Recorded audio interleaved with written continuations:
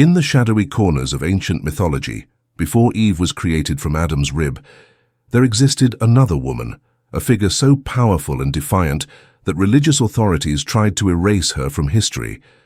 Her name was Lilith, and she was Adam's first wife, the woman who refused to submit, who demanded equality, and who chose exile and darkness over obedience. This is her story, a tale that has been suppressed, rewritten and hidden for thousands of years. The story begins in the Garden of Eden, that paradise where God placed the first humans. According to the most ancient Hebrew texts, particularly the alphabet of Ben Sira from around the 8th to 10th century, God created the first woman not from Adam's rib, but from the same earth and clay that Adam himself was formed from. Her name was Lilith, and she was Adam's equal in every way. She was created at the same time, from the same material, with the same divine breath of life. She was not made to be subservient. She was made to be a partner. Lilith was beautiful beyond description, with long flowing hair as dark as midnight and eyes that burned with intelligence and fierce independence. She walked through Eden with confidence and pride, naming animals alongside Adam, tending the garden, exploring the vast paradise that God had created for them. For a time, everything seemed perfect in this primordial paradise. But conflict arose between the first man and the first woman, and it centered on the most fundamental aspect of their relationship. When Adam approached Lilith for physical intimacy, he expected her to lie beneath him in a position of submission. But Lilith refused. She looked at Adam with those fierce eyes and asked a question that would echo through millennia. Why should I lie beneath you when I was created from the same earth as you? We are equals. I will not submit to you. Adam was shocked and angered by her defiance.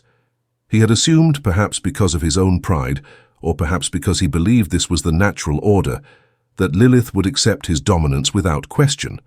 But Lilith was not made for submission. She argued with Adam, insisting on her equality, demanding to be treated as a partner rather than a subordinate. The arguments grew heated, and Adam, unable to convince or control Lilith, did what many men throughout history would do when faced with a woman they cannot dominate. He complained to God. Adam went to the Creator and demanded that God force Lilith to obey him. But Lilith, hearing of this betrayal, made a choice that would define her character for all eternity. Rather than submit, rather than accept a subordinate position in paradise, Lilith spoke the ineffable name of God, the secret name of power that gave her the ability to fly. With that utterance, she sprouted wings and flew away from Eden, away from Adam, away from the paradise that demanded her submission.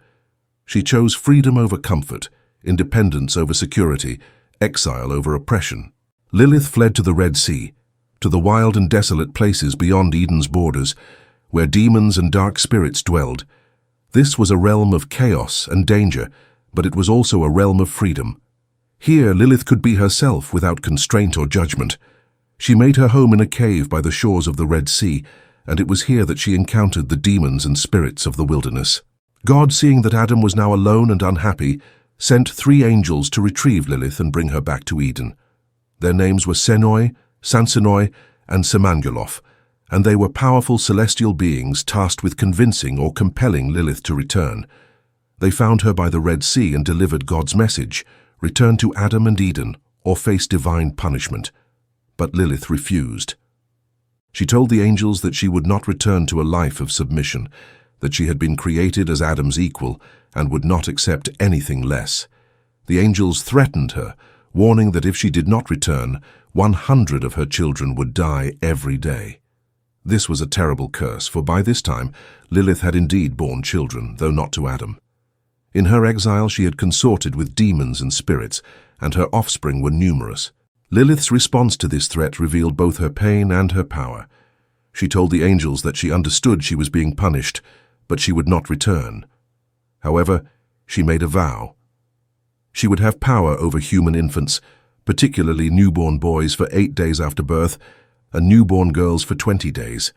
But if she saw the names or images of the 3 angels who had threatened her, she would leave that child alone.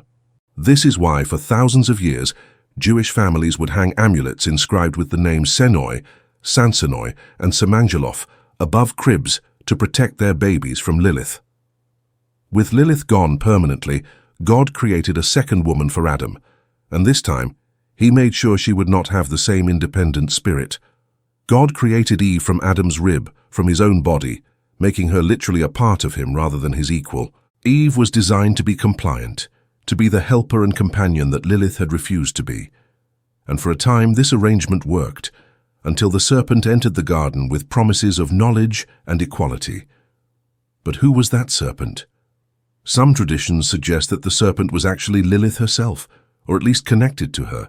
Having been cast out of Eden, Lilith sought revenge against Adam and his new obedient wife. She appeared as or sent the serpent to tempt Eve with the fruit of knowledge, the same knowledge and independence that Lilith herself possessed.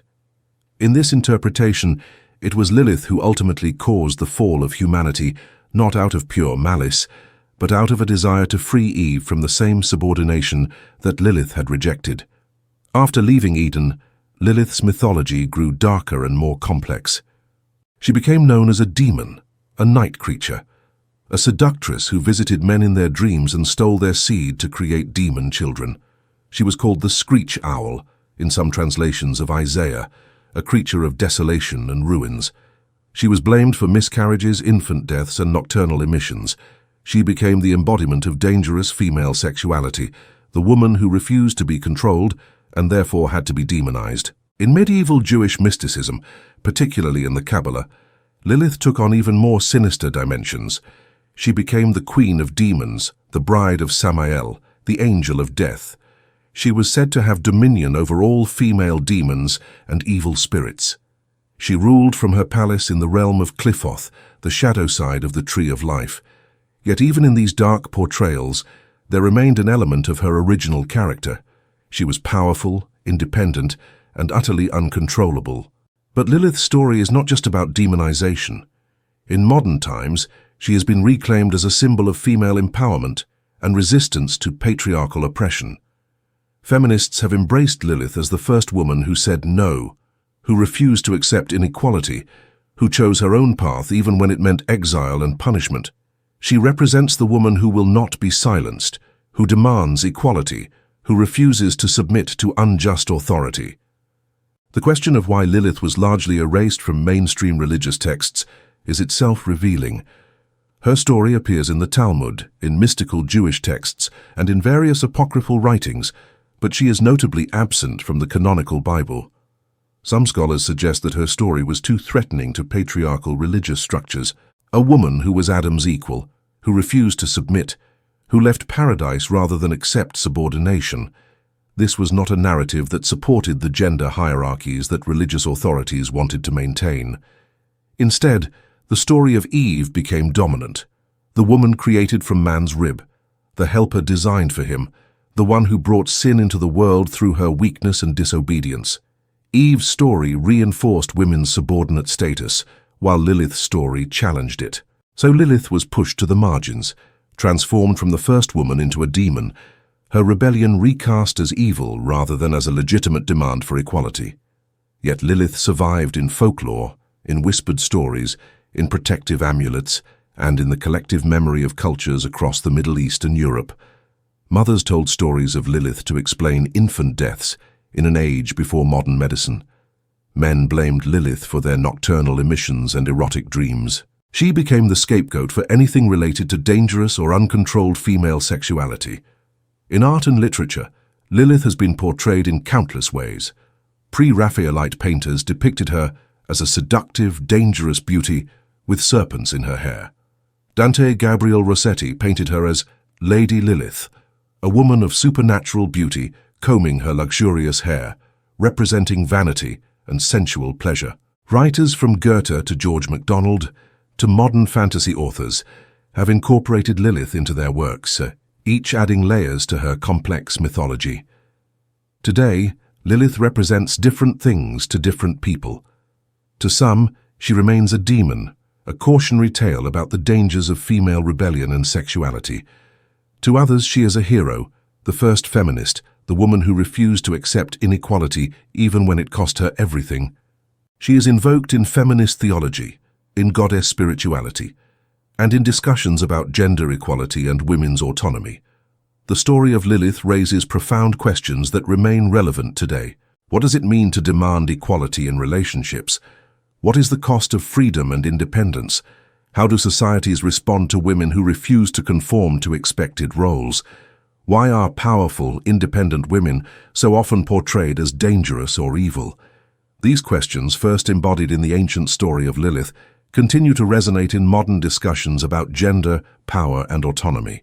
Lilith stands as a reminder that there have always been women who refused to submit, who demanded equality, who chose their own paths regardless of the consequences. She represents the shadow side of feminine divinity, the aspects of female power that patriarchal religions tried to suppress but could never completely erase. Whether viewed as demon or hero, villain or victim, Lilith remains one of the most fascinating and complex figures in all of mythology, the first woman who dared to say no and who has never been forgotten.